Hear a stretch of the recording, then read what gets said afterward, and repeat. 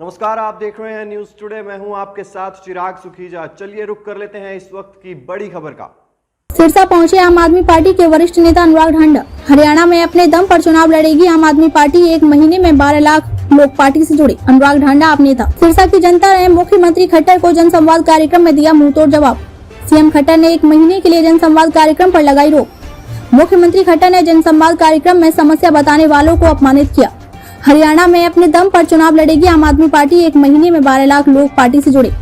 मुख्यमंत्री खट्टर को आते हैं दिल्ली सीएम अरविंद केजरीवाल के सपने। आम आदमी पार्टी ने विपक्ष की भूमिका निभाते हुए भाजपा के भ्रष्टाचार को उजागर किया। आज सिरसा में आम आदमी पार्टी के वरिष्ठ नेता अनुराग ढांडा ने बुधवार को सिरसा में प्रेस वार्ता की। उन्होंने सिरसा के लोगों को बधाई देते हुए कहा कि ऐसी सरकार जो आम लोगों की नहीं सुनती, ऐसी सरकार जो झूठ की कहानी पर टिकी हुई है, ऐसी अहंकारी सरकार के मुख्यमंत्री को सिरसा के लोगों ने जनसंवाद कार्यक्रम में मुंहतोड़ जवाब दिया। उन्होंने कहा कि सिरसा की जनता ने बता दिया कि मुख्यमंत्री खट्टर, अगर आप जनता से बात करने आए हैं तो आपको सवालों का जवाब देना पड़ेगा, नहीं तो ये जनसंवाद का ढोंग बंद कीजिए। उन्होंने कहा कि सीएम खट्टर ने अगले 1 महीने के लिए जनसंवाद कार्यक्रम पर रोक लगा दी है। इसका श्रेय भी सिरसा की जनता को जाता है, नहीं तो सीएम खट्टर झूठ का प्रोपेगेंडा चलाते और कहते हमने जनता की समस्याओं को सुन लिया और उनको हल भी कर दिया। जबकि सच्चाई ये है, जिसने भी मुख्यमंत्री के सामने अपनी समस्या को बताया उसको सीएम खट्टर ने अपमानित करने का काम किया। इससे पहले वरिष्ठ नेता अनुराग ढांडा परिवार पहचान पत्र को लेकर आम आदमी पार्टी की ओर से दिए जा रहे धरने पर गए। उन्होंने कहा कि पीपीपी को लेकर पूरे प्रदेश में षड्यंत्र किया गया। पार्टी आईडी के नाम पर पहले प्राइवेट कंपनी को ठेका दिया और उसने सबकी प्रॉपर्टी आईडी का नाश कर दिया।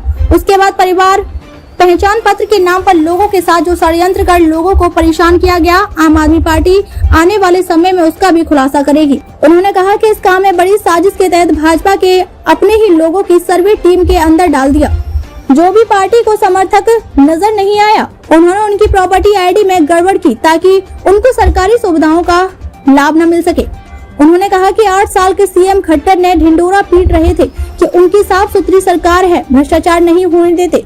लगातार ये प्रोपेगेंडा चलाने की कोशिश हो रही थी।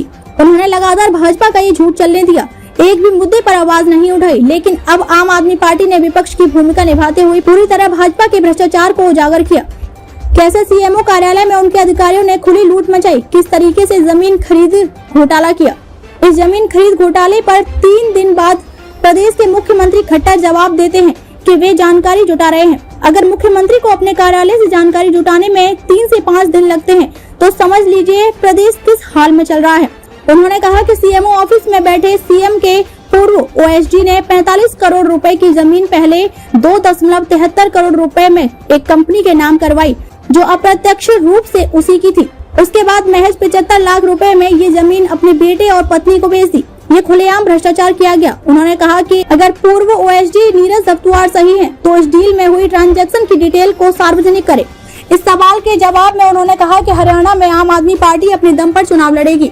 हरियाणा में आम आदमी पार्टी का बहुत बड़ा संगठन तैयार हो रहा है। पिछले दिनों आम आदमी पार्टी से 12 लाख लोग जुड़े हैं।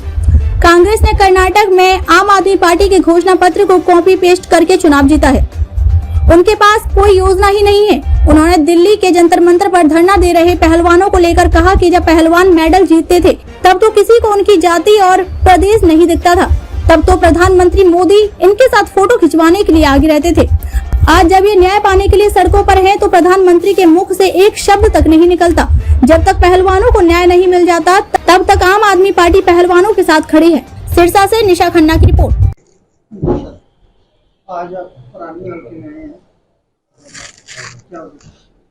देखिए, अपने कार्यकर्ताओं से मिल रहे हैं, चूंकि आज सिरसा में थे और सिरसा में एक बहुत बड़ा मुद्दा जो इस वक्त चल रहा है वो परिवार पहचान पत्र के नाम पे जो भारतीय जनता पार्टी की सरकार ने एक बहुत बड़ी साजिश की है गरीबों के साथ, उनके हकों को छीनने की कोशिश की है, उसके खिलाफ आम आदमी पार्टी ने पिछले 14 दिनों से धरना कर रखा है सिरसा में। आज उस धरने में भी शामिल हुए और सरकार का जो सीएम ऑफिस में भ्रष्टाचार चल रहा है, खुलेआम भ्रष्टाचार चल रहा है पिछले 7-8 सालों से, उसका भी खुलासा हमने चंडीगढ़ में भी किया। सब अखबारों में आपने पढ़ा होगा, सब चैनल्स में देखा होगा। आज सिरसा के लोगों को भी ये बताने के लिए आए थे, यहाँ पर रानिया के लोगों को भी ये बताने के लिए आए थे कि ये जो ईमानदारी का नाटक करती है सरकार, इसमें खुले तौर पे भ्रष्टाचार चल रहा है। इनके अधिकारी 45 करोड़ रुपए की जमीन 75 लाख रुपए में अपने परिवार के नाम करा लेते हैं। इस तरीके के खुले भ्रष्टाचार चल रहे हैं, उनके कागजों के साथ उनका खुलासा हमने किया है। अब लोग इस पे सवाल पूछने लगे। तो आज मैं कम से कम यहाँ के लोगों को, आज जब मैं आया तो मैं जहां भी गया हूं मैं उनको सलाम कर रहा हूं इस चीज के लिए। ये क्रांतिकारी सोच के लोग हैं। और जो मुख्यमंत्री ये कह रहे थे, पुलिस की धमकी दे रहे थे कि मेरे जनसंवाद में कोई बोलेगा तो पुलिस उसको ठीक कर देगी, उनको ठीक करके यहां से भेज दिया। और ऐसा ठीक करके यहां से भेज दिया कि मुख्यमंत्री जी ने अब अगले 1 महीने तक जनसंवाद नहीं करने का फैसला किया है। उन्होंने अपना जनसंवाद ही रोक दिया। पूरी तरह से एक्सपोज हो गई भारतीय जनता पार्टी कि कैसे एक PR, एक प्रोपेगेंडा प्रोग्राम चला रहे हैं इस जनसंवाद के नाम पे, और लोगों की जो असली समस्याएं हैं उनको सुनते नहीं है। जब उनके सामने कोई असली समस्या लेके जाता है तो मुख्यमंत्री उसको कहते हैं कि इसको उठाओ, इसको, ये आम आदमी पार्टी का कार्यकर्ता है, इसको पुलिस से पिटवाओ। तो ये जो आम आदमी पार्टी का खौफ है इनके अंदर, ये सब भ्रष्टाचारियों में होना चाहिए, ये सब डकैतों में, चोरों में होना चाहिए, ये सब भ्रष्ट राजनेताओं में होना चाहिए, क्योंकि आम आदमी पार्टी ईमान का दूसरा नाम है।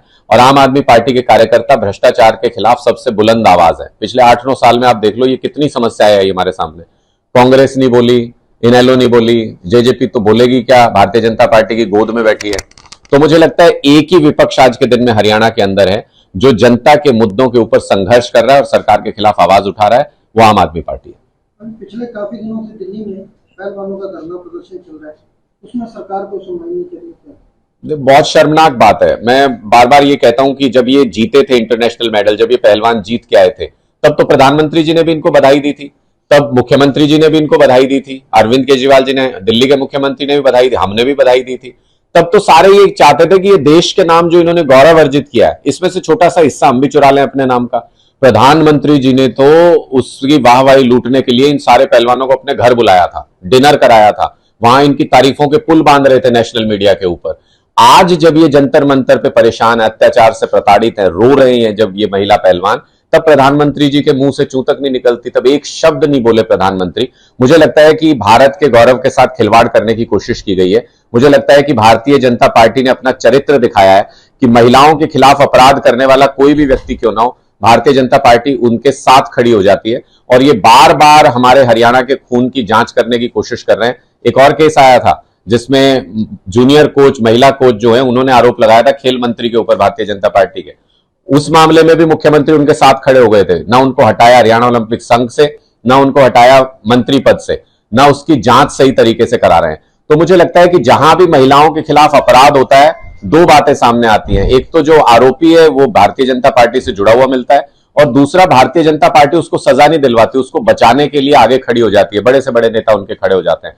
तो ये पूरा हरियाणा देख रहा है। और बहन बेटियों के मान सम्मान के साथ खिलवाड़ बर्दाश्त करना तो हमारे खून में नहीं है, हरियाणा के खून में नहीं है। इनको जवाब देंगे, ऐसा करारा जवाब देंगे कि ये अहंकार करना भूल जाएंगे। 2024 में चुनाव आ रहे हैं, उसके लिए आम आदमी पार्टी। तो ये थी आज की कुछ अहम खबरें। फिलहाल इस बुलेटिन में बस इतना ही। अगर आपने अभी तक हमारे YouTube चैनल को सब्सक्राइब नहीं किया है तो सब्सक्राइब कर लीजिए, Facebook पेज को लाइक कर लीजिए, ताकि हर खबर आप तक सबसे पहले पहुंचती रहे। देखते रहिए न्यूज़।